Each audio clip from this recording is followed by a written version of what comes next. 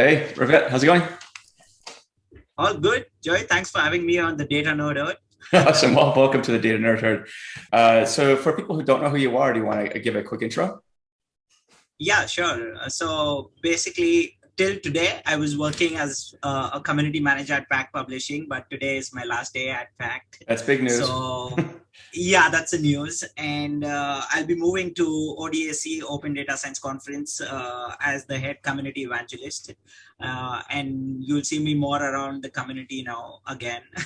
So that's happening. And also, obviously, I have my own show, the Ravit Show, where I interview experts who are making some strides in the community and make sure that I am giving it back to the community in terms of having these experts sharing their journey, the experiences. These are the company CEOs, CTOs, and high level management who are making decisions in the data science, and not only in the data science, but also data engineering, machine learning. There's so much. So it is my way to give it back to the community through the Ravit Show. And yeah, in a nutshell, that's about me. I love to share content. You might see me obviously sharing a lot of content on LinkedIn all the time, free resources, because I believe they are available for free out there. You just need someone, at least a good repository where they can reach out and learn a lot. So I usually do that. So if you're not following me on LinkedIn, you can go and have a look at it and see and find your golden nuggets there. So yeah. So, follow him on LinkedIn.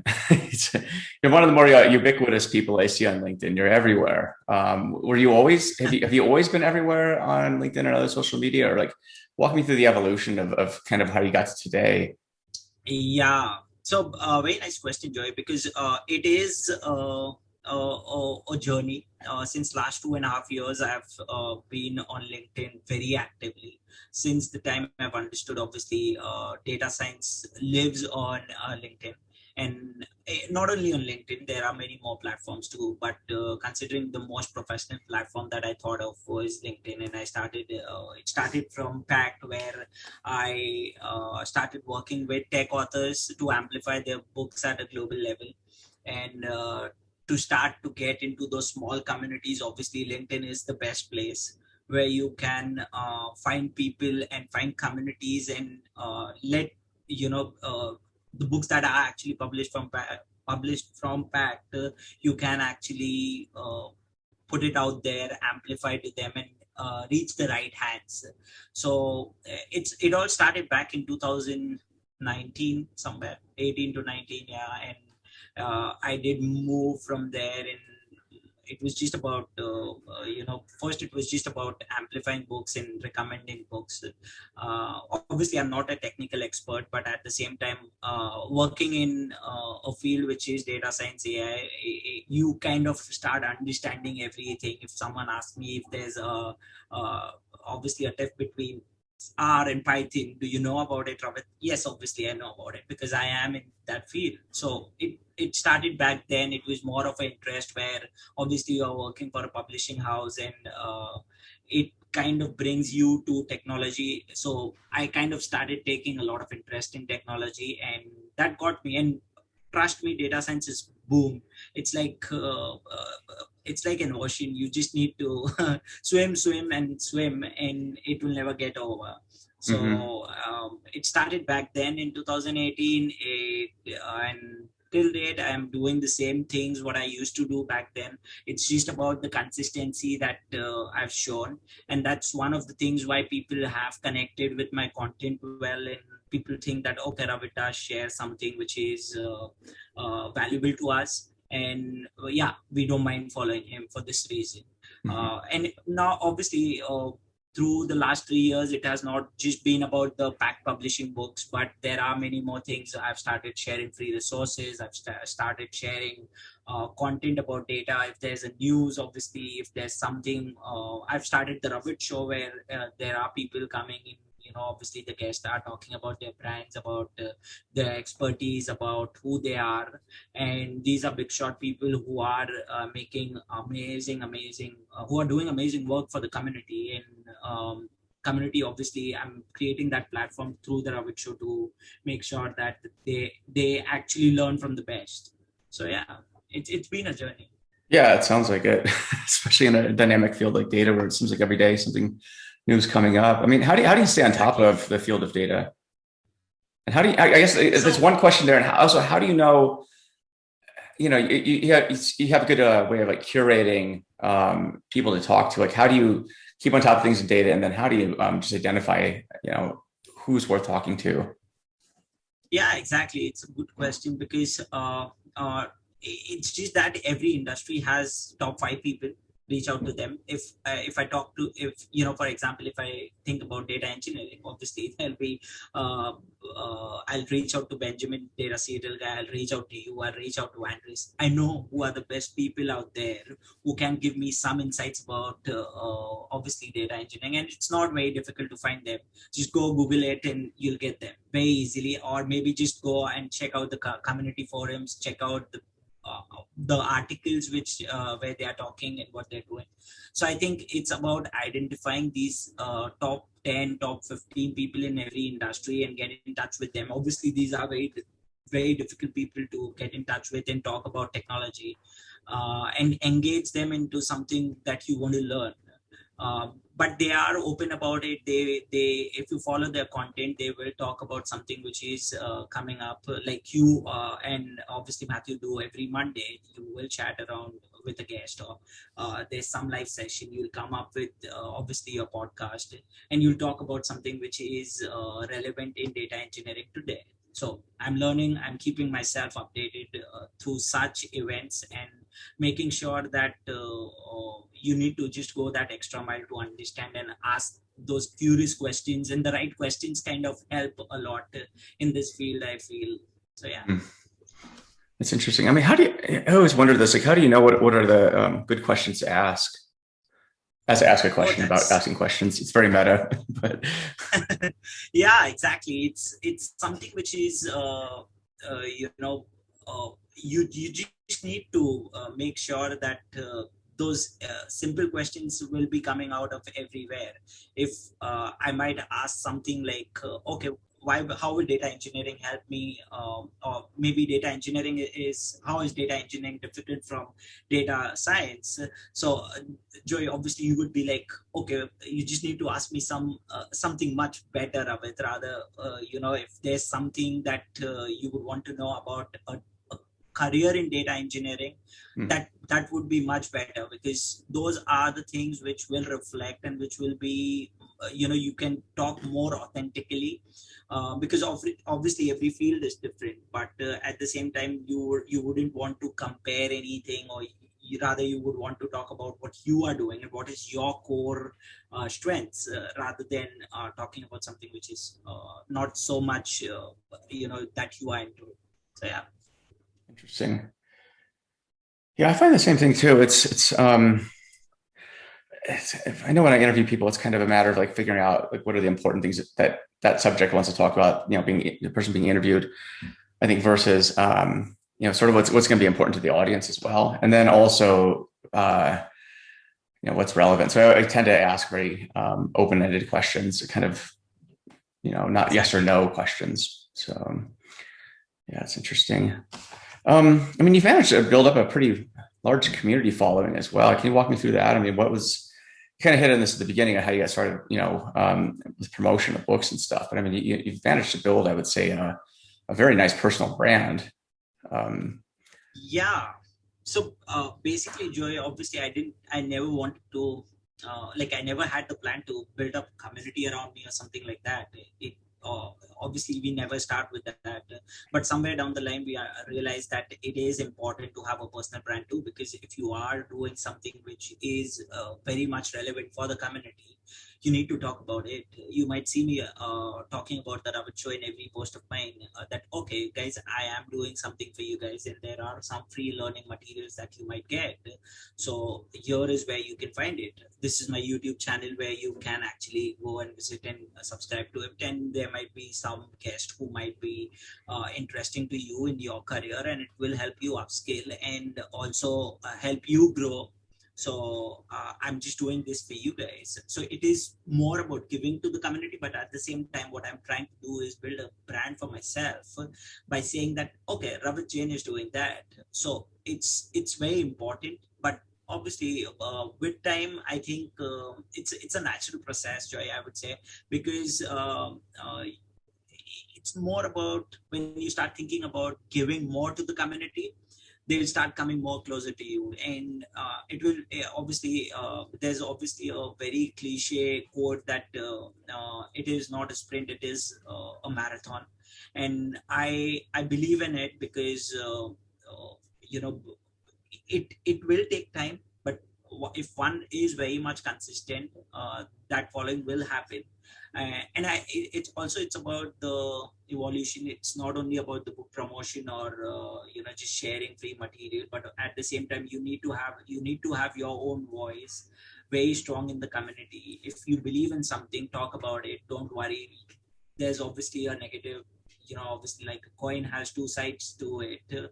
There's obviously a side which is negative as well. You might face criticism as well, and that might actually bring up a very interesting topic. How do I take criticism? I am a firm believer that I let the haters hate, because those that will happen in every industry. It's not only just about data science, but if there are opinions that you believe in, just stick to it, and there might be a community who might support you for that. And it is a process that is very natural, but I don't think if someone decides to actually build up a community of say 20,000 tomorrow or 40,000, they can do it overnight, or over just by posting something. They need to have a agenda to it, that okay, I will help the community in XYZ things. Maybe I'll recommend books, I'll give them free resources, I will get experts on the Ravit Show and help them to grow in their career and help them upskill. So it's more like a person who's like a Santa Claus every day for you. So it's just that way. So yeah. Yeah, I mean, I noticed you have a lot of free materials, and I think a lot of them are pretty good, actually. I mean, how do you go about curating these free learning materials? It seems like every day there's something new that you're coming out with. Yeah, exactly. So it is kind of difficult. I'll be honest about one thing, that I do reuse some of the materials which might be which I might have used 6 months back, 3 months back, but might be still useful for the new followers. So I do that. But the best process is to go out to these people who are creating such materials, ask them if it's okay for you to share, because you are in all it's a way to get them recognized. Uh, Obviously, there's recently I shared a book by the data engineering book. You might have heard about it, by Andreas Kritz. Mhm. So I shared it, and obviously, I it's more of a branding for Andreas, because he's getting that name and the fame. And usually the authors are very open, and they're like, yeah, please do, because it's available on the internet. So why not, Ravit? We'll support you, and obviously they're getting the brand value out of it. There are people who would want to follow them for their goods, and also not. I wouldn't lie. I have a business where with the Ravit Show, where companies reach out to me if they want to do some media work, which kind of helps me to promote more work which is for the community, because again the brand is obviously getting their recognition, but at the same time my community who are following me are getting some good resources, so it's a win-win for everyone. Yeah, it seems like it. I Yeah. mean, walk me through that last part too with the Rabbit Show. I mean, getting a guest on it. Do you find that like helping companies market, is that becoming more and more kind of what you're focusing on? I am helping companies, obviously, but at the same time, I'm making sure that there's a fine balance with the companies and the guests I'm bringing in, because these are CEOs, CTOs who are in the data world. So it's not only about having the Ravit Show monetized, but at the same time, it is more about the person who's coming in. If tomorrow Bird Moses is coming in, what is she talking about? Is it will she be talking about data observability, or will she be talking about data building team? So did I have something of these type of topics anytime before? Okay, I had it somewhere in last November. So I'm just keeping that tab very well, that if such topics are being are being spoken on my show, I'm not overwhelming the community with the same content. I'm making sure there are guests who are uh, who will bring new to the table, something new, some new topics and some new flavor. So not only and also there are guests who are definitely not sponsored guests. These are big shots who are making strides. So it's a mixed balance of everything. Right. Makes a lot of sense. Yeah, it's definitely a fine balance between, I think, helping people promote whatever it is they're trying to promote. You trying to promote your show. I mean, we're both doing similar-ish stuff. At the same time, not, I think, trying not to sell out. Right. You know, it's what's up? I think, yeah, I think it's, when you make it look like your show is very salesy, that's where you lose. I stick to it. Even if I have one sponsored guest in a month, I'm okay. I'm happy with it. The next three will be the top notch folks in the industry who are making some good strides, and they are building something which will be very much beneficial for my audience, and it will help my audience to upskill. Because I think, yeah, balancing is okay, but at the same time, I never forget the evolutionary purpose, obviously why I started my show. And obviously sitting on that evolutionary purpose is important, not only I would say for the Ravit Show, but as a human as well. We all have that evolutionary purpose where what are our north stars, and I kind of run towards them, that okay, these are my north stars, and I'll be very much on that path. I'll make sure that I'm helping the community. I'm being out there for people. I'm people's person. So obviously the next, that's one thing, that my next job role is also being the people's person and being the community guy. So yeah, it helps. Yeah, it does. That's awesome. Yeah, it always, audience first, I think is the kind of the mantra, at least that I think you and I have. If you serve your audience, I think everything else follows. If you don't, then trying to serve the whims of sponsors, it gets kind of lame. And yeah, that's interesting. And walk me through, what are some other, for somebody who wants to get started, I guess, in building a personal brand, do you have any tips or advice? Okay, for personal brand, it is definitely very simple. First thing, have your the points. First thing, understand why you want to build a personal brand and what will be about. For me, it was very clear since I was closely working with tech authors, and I was into the data science and AI field. I was working in those books in and out. I know the publishing houses. I knew how it is working. I used to go on author calls and understand what is in the book and how does it help, the overview as well. So it gave me that edge, and that's when it started for me that okay, this is a great field to get into. I understand certain things, I can speak about certain things, and there'll always be learning. Just be don't act naive all the time, but at the same time, I would say if you want to learn, really be a learner all the time. If someone asks me about something that I really know today as well, I'll be like, yeah, I'm still learning about it. And that's about the personal brand too.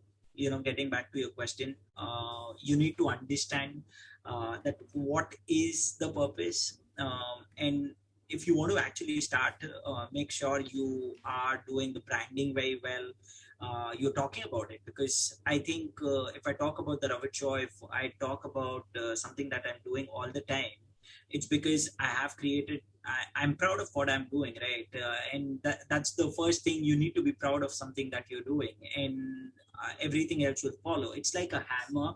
When you talk about personal brand, you just need to hit the hammer again and again to your audience, and you'll create a audience out there. If I'm talking about the Ravit Show every day in some or the other way, people love it. People love to know more about it. Then people get curious. Okay, what is Ravit Show? If there are new eyes, but obviously there's community who might be looking at it and they are already following it, and it kind of you just kind of creating it. But the basic tips is know your evolutionary purpose very well. Understand your audience.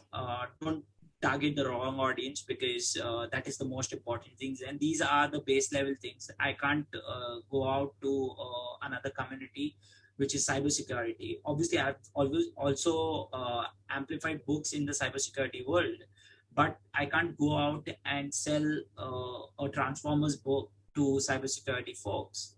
So that is very important. Understand your audience, and yeah, I think you'll be in a better place when you have these things, and just keep doing. Be consistent, because personal branding doesn't work if you're not consistent. Have create some good material which represents your brand, because branding does always have a theme. You might see me having the Ravit Show banner. You might see me having the Ravit Show promo material that I put out, and I create it myself every time for all the guests. I make sure that the theme is standard throughout, and it's been put out very well. It's There's some message that goes out with the theme. If it's orange color, what does it represent, and all of those things. Those are very minute things, but all in all, just I think talk about it, be proud of your brand, and it will go a long way, definitely. Mm-hmm. That's awesome advice. I mean, so as you started growing your brand, I mean, it seems like there's other influencers in the data space as well that we're all becoming friends with. I mean, how did you get I guess synced up with some of the big names in the data space?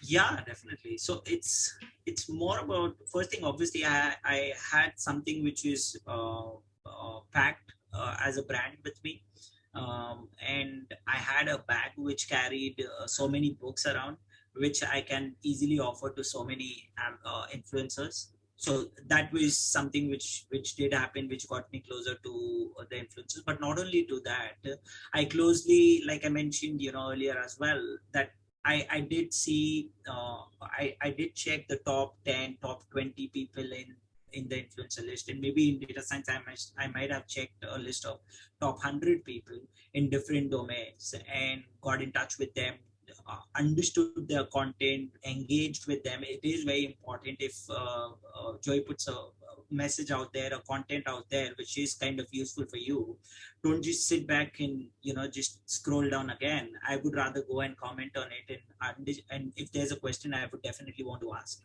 So that's more into getting into a networking. I think networking Yeah. plays a key role when you talk about understanding and meeting people. Networking is really the king, I feel. It's really interesting. What I like about the networking piece too is I think there's a lot of people, we all kind of have our own lanes and stuff, but I think that the network is very supportive of people who are producing content, social media and whatnot too. It's nice because it doesn't strike me as like a zero sum game where like if Revit makes a post, I can't make a post, right? Because like that's just, I mean, audience actually, I think the more content you can put out and more content other people are putting out, it makes actually the whole field stronger. So it's an interesting thing to see. Exactly. I totally agree on that. And what I feel is it's about the content you start sharing. There's, you will automatically feel there's a community building around you. There might be influencers, there might be people whom you are getting engaged with, and the content that you are putting out, these influencers, your community might engage on it too.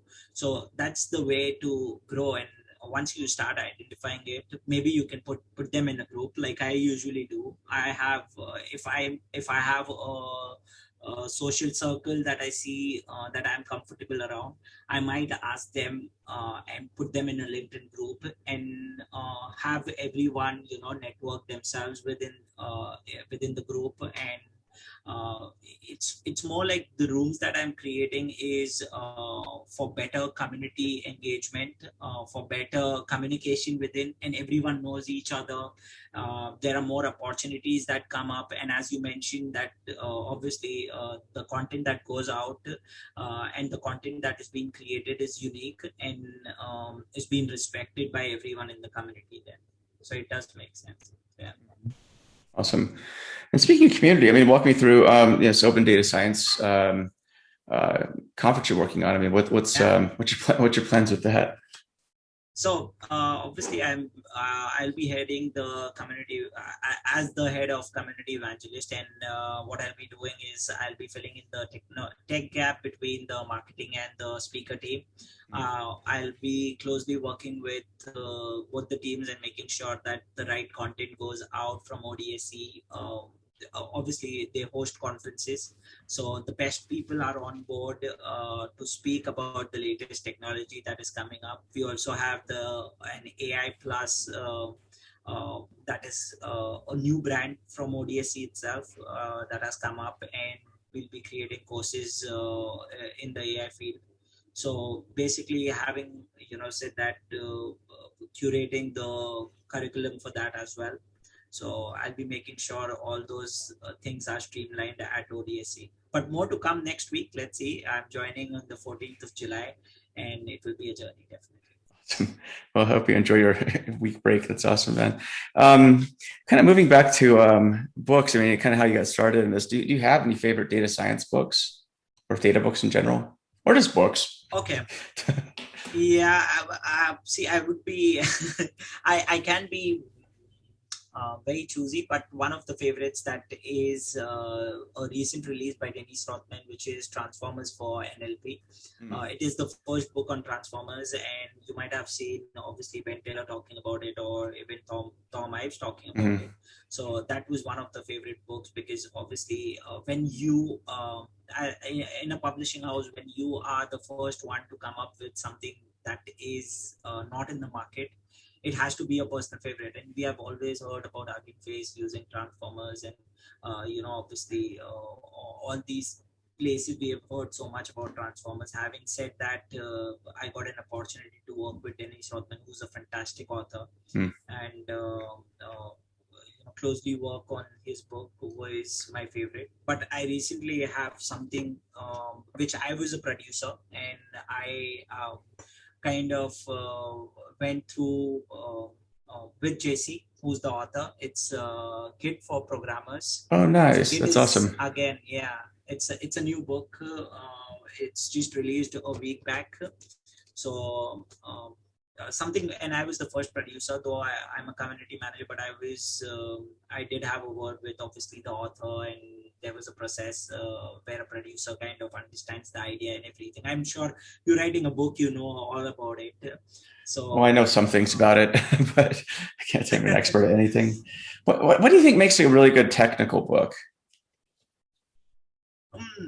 That's a difficult question, but one thing that definitely makes a good technical book, if it's not about everything, if you are targeting the right audience. First thing, if the book if you are an author and if you're writing a book for your beginner level audience, keep it to that.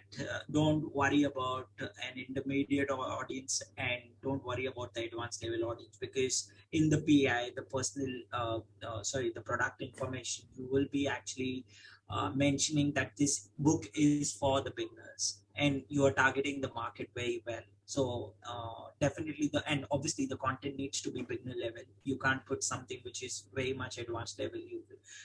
This book, like Git for Programmers, is for professional level people. So those who know Git and who have worked in Git but want to advance and game up in Git, this book is for them.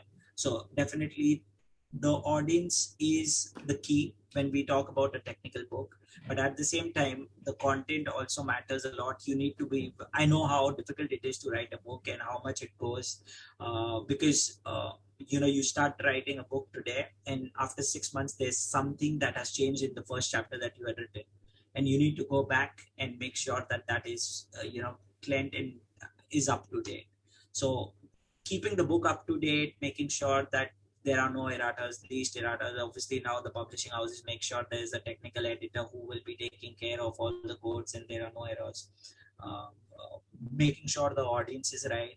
And I think the other thing is just understanding your audience and putting it right on social media. And it is one thing, obviously, these are the things which will make the book, a technical book, better. But at the same time, what I feel is being an author of a book, it is always important. What I feel is to amplify your work. going out there. It's like a personal brand again, where you have written a book and you need to go out there and talk about it to your community. That okay, I've come up with this book, and how will it help the community? You just need to make them aware, because that's how I've seen books doing wonders. Because sometimes it's just that the author has written a book, but they haven't spoken much about it, so people don't know, and they're losing on something which is gold. So I think author also plays a very important role, but those are marketing aspects.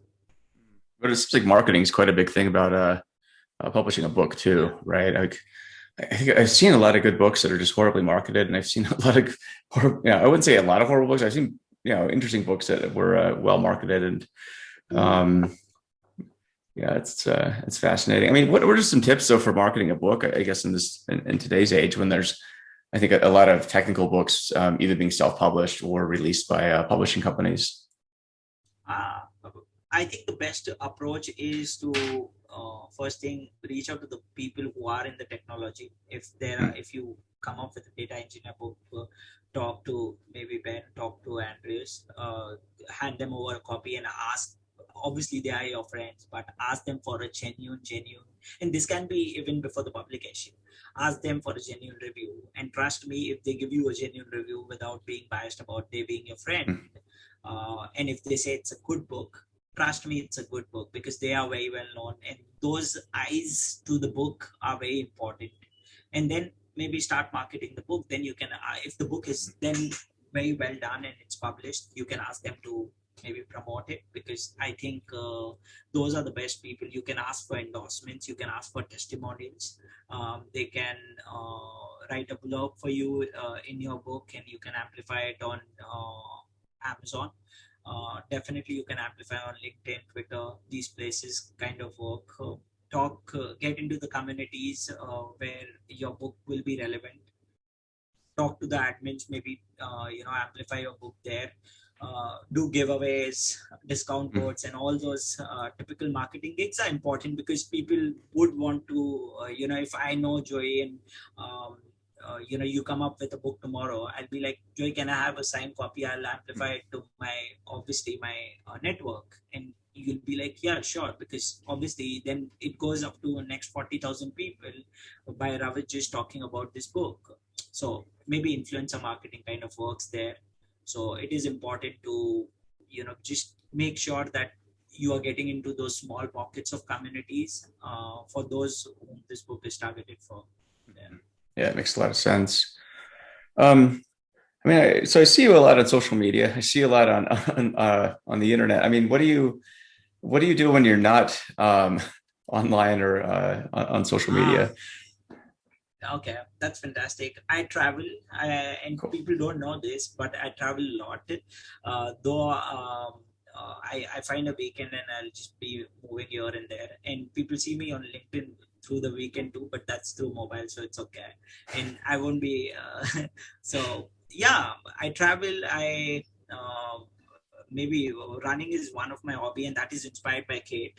I should say that she's Oh, been nice. a total inspiration, yeah, in terms of running, because it keeps you away from your phone.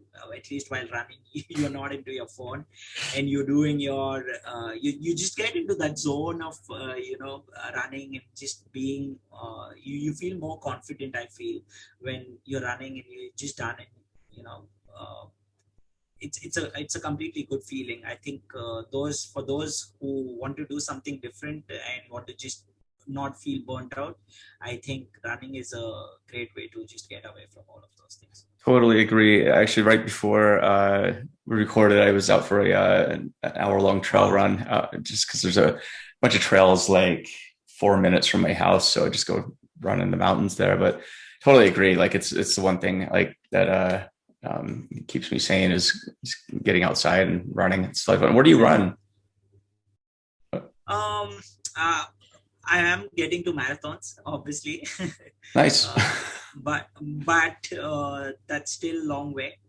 Right now I'll be just making small sprints in small just making that move towards marathon, but yeah, someday. Yeah, that's cool. That's so cool. I didn't know you were a runner. That's really nice. Yeah, and it's one of those things where it's just a kind of a lifelong. I think any sport really, right? It's just lifelong thing where you just gotta, just put the time in and take the long Oh view. Don't yes. get too, yeah. Especially with runners, I see like, it's one of those things where I think you're doing it right, where you're taking your time to build up to doing something like a marathon. People I see like get into it and 2 months later they're doing a marathon, then they're really injured and can't run after that. So, Yes, exactly. That does happen. I also make sure that I have a backup, and that is football. I'll be actually, if I'm not traveling during the weekend, I'll make sure that I have a group of people who play football every weekend, oh, and I'll be nice. joining them. So that is something that keeps me sane. It's just for good, obviously a good exercise, because running is good, but at the same time, when you want to actually test it, go and play football. Mm. It is a step higher, but it's fun. Yeah, There's a lot of sprinting involved in football too. So exactly. that's awesome. Got it. Yeah. I mean, and where do you like to travel to? Um, I do travel to locals. It's not very far, but at least in 2 or 3 months, I make sure that I am planning a good 5 day, vacation, at least after every 3 months, to make sure that I am giving myself that space out of the hard work we are doing.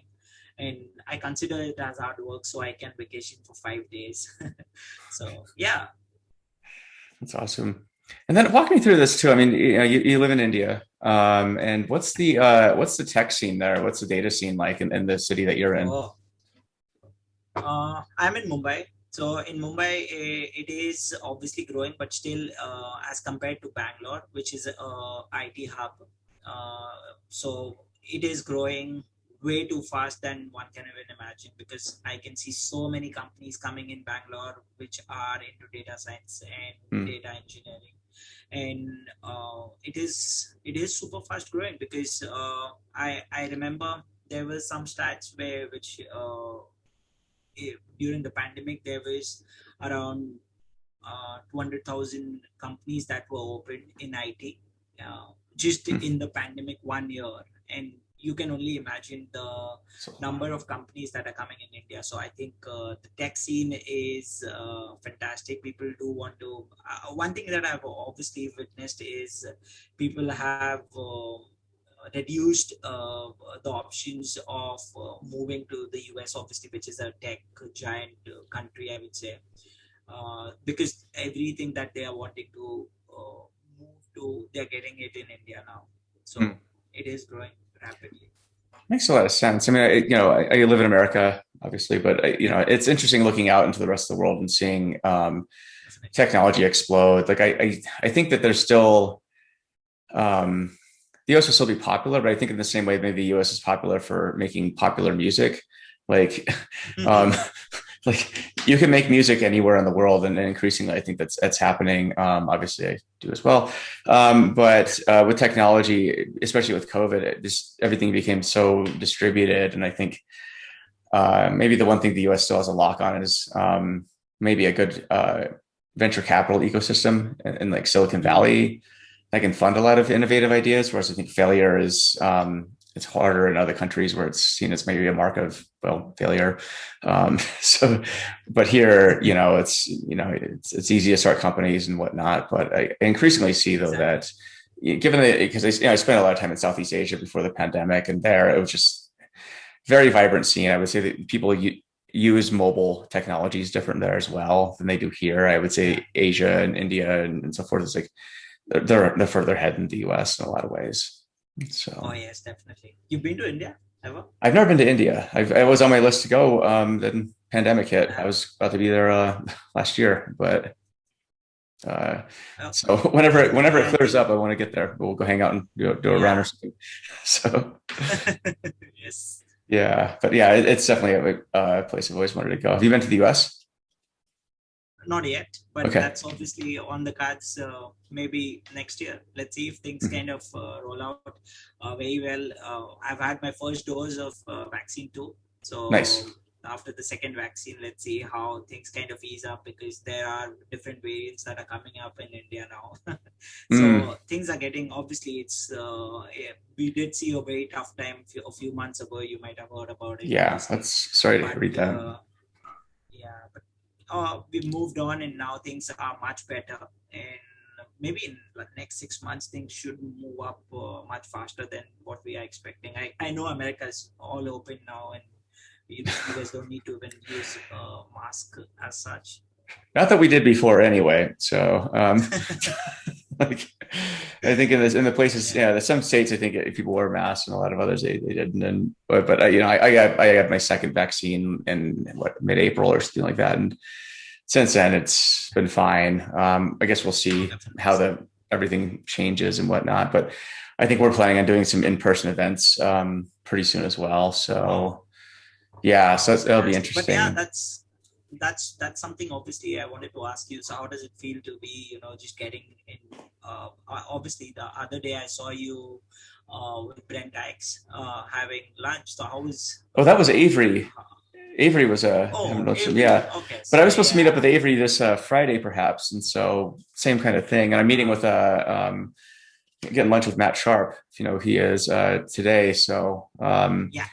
yeah, it's Wow. pretty normal. You know, like I think about a month or two ago, I was at a basketball game down Hmm. an NBA game, watching that in a suite with a bunch of other people, and that was nice. People I hadn't seen in over a year. In fact, the last event I did Exactly. was with Confluent and Imply. We did a real time data workshop Hmm. in March 11th of 2020, and that day is when the national emergency was declared.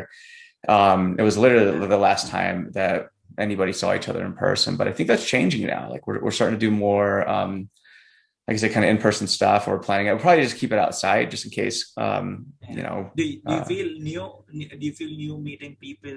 Is it a different experience altogether now? um, it's kind of weird actually because it reminds me of yeah, it is a bit odd actually. And then I talk to salespeople Exactly. at companies and like, we really got to hop on this in-person thing. And I'm like, you mean kind of how you used to do it before the pandemic? Like this is a new sales strategy is Exactly. like meeting in person.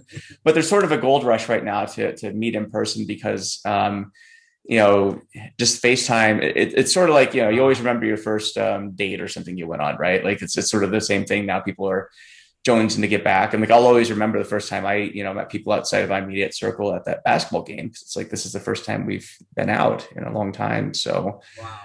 um, yeah, so we'll see. And I don't think where I am in Utah, I don't think there's any intention of either having a mask mandate or shutting things down, no matter how bad it gets. So it is what it Okay. is. So yeah, are you guys, do you think you'll be able to do any in-person stuff anytime soon? In India, I don't think very soon, though things Hmm. are easing up here. But India is not actually getting into conferences right now. Hmm. Like obviously the events in terms of the conferences not happening anytime soon because of the government restrictions. But Right. it's weird where for a marriage there are 100 people that's allowed, but for a conference it's not. So that's a weird thing which is kind of moving around. Yeah.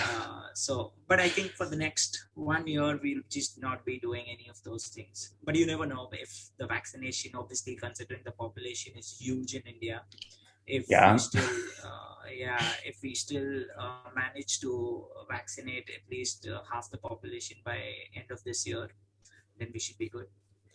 I hope so. Yeah, it seems like a lot rising the Yeah. vaccine right now, honestly. Like my dad, he just Yeah. got back from Thailand where he's been stuck for a couple of years. And Mhm. they won't even be giving out the Moderna vaccine until at least October or something, right? And so he just came back to the Yeah. States to take care of a few things and get vaccinated. And like, he literally just went to the Walmart down the street from me like the next day and got a Exactly. vaccine. And the pharmacist told him they're throwing away vaccines because they did like nobody's getting them. So like that's a tragic thing. Maybe they just send them other places. So that's Oh yeah, interesting. exactly.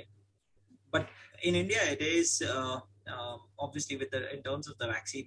If I have vaccinated myself for the first dose today, I can't get myself vaccinated for the next 84 days. So my next second dose will be after 84 days. So 84 that's the gap. days. Wow. Yeah, that's the gap we are facing right now. That's insane. But at least everyone gets a one shot. I mean that'll Yeah, help. So at least keep you out of yeah, the that ICU, will hopefully. definitely help. So Yeah. that's crazy. Interesting. Yeah. I mean, so it seems like with open data science, you're gonna be doing a lot more kind of virtual events then. Yeah, for at least for the uh, say the next 6 months, it will be more of virtual events. But obviously, after 6 months, if things kind of improve and if I can travel, then definitely around the world, because Open Data Science Conference does host in more than 5 continents every year. And they have an in-person event which is coming up in the month of September too. I think so. It's San Francisco, if I'm not wrong. Oh, So interesting. that's happening. Yeah. Well, that'll be good. I mean, I want to get your take on this too. I mean, what do you think people are burned out on virtual events at this point, or? Not really. If I, Okay. trust me, if I actually go out and poll out today, and if I ask, do you like virtual events, there might be more watch towards the virtual events, because they might have clear reasons that, okay, I can sit home and watch out an event that is happening in New York. And I would say, okay, that is true. But for people like us who like to meet people, and we've always been habitual to meeting people, we would still say no, we want to actually just go out there and meet people. Now it's done, because for the next it's we want that break from the screen time. We want to meet real people. We don't want to just be typing around and meeting people. Like we are having this interview right now, I feel more comfortable, rather than if you would have asked me and given me 5 questions that, Ravit, can you just fill it and I'll publish it. Rather, Right. I would feel this is much more comfortable. And I think people, those who are saying that, okay, they aren't good with the physical event, they are comfortable with the virtual, I'm sure after 6 months or 1 year, they'll be more on the side where they feel, no, I need to go out there and meet physically. Yeah, I tend to agree. I think for like I do several meetups still, and I think that we're going to keep a piece of the virtual event for sure, because we're the types of speakers we're getting for our events, we just never would have been able to get them just because flying and all the logistics is just not going to work, right? So probably a hybrid, right? There's in person, do more activity. I think even with that, at least for the stuff we're going to do, the activities I think are going to be more kind of group activities, or maybe just kind of a lounge, maybe not even have a topic or a speaker, just have, because the community aspect, if you look at a lot of tech meetups, for example, right, or conferences, even like there's talks, but people normally don't fly places to go watch a talk. They fly places or they attend in-person stuff because they want to network and talk with people. It's a fact. So unless it's like a really good talk, a big speaker or something like that. But even then, like you can watch that online. I mean, the in-person thing, it's actually almost better to watch it online, because given where your seat is, maybe if you get good seats, great. If you don't, like the person's like a dot and you can't even see them anyway. So it's like, who cares? So it's interesting. No, I totally agree. It is something which is definitely, when I think about just speaking engagement, if I just want to listen to someone and I don't want to network with someone, that's a great way. And I think virtual world does work that way. And it can be I've seen, obviously companies doing both of them, where they have the locals having the physical event, and the one where they have a great speaker, they'll make it virtual for the locals as well, and it does work very well. Yeah. Sorry, my internet for a second. It's weird. I just got Google Fiber, but then it just said my connection was unstable, so I don't know what to think about that. So it's supposed to be a gig up and down, but we'll see. Awesome. Well, cool. Well, it seems like this might be a good place to end it. But yeah, it's been great talking to you, and I think it's we talk all the time online, so it's good to finally, yes, definitely, Joy. I think thanks for having me on the show. It was fun chatting with you, because you don't only bring up the work side, but also you talk about something which is very interesting about what one would do even after work.